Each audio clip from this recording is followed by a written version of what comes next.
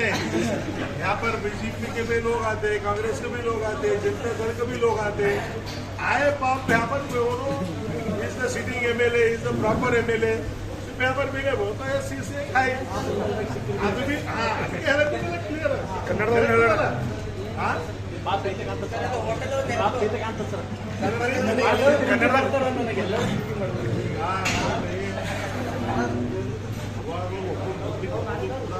ಪಕ್ಷ ಒಂದು ಸಿದ್ಧಾಂತ ಮ್ಯಾಗ ನಮ್ದೆಲ್ಲ ನಡೀತಾ ಇರೋದು ಸಿದ್ಧಾಂತ ಪಕ್ಷದ ಮೇಲೆ ಎರಡು ಸರ್ಕಾರಾಗಲಿ ನಂದಾಗಲಿ ವೈಯಕ್ತಿಕವಾಗಿ ಅವ್ರದ್ದೇನೋ ಆಸ್ತಿ ನಾನು ದುಡಿಯಲ್ಲ ನಂದೇನೋ ಆಸ್ತಿ ಒಂದು ಕರೆಕ್ಟ್ ನಾವು ಯಾವುದು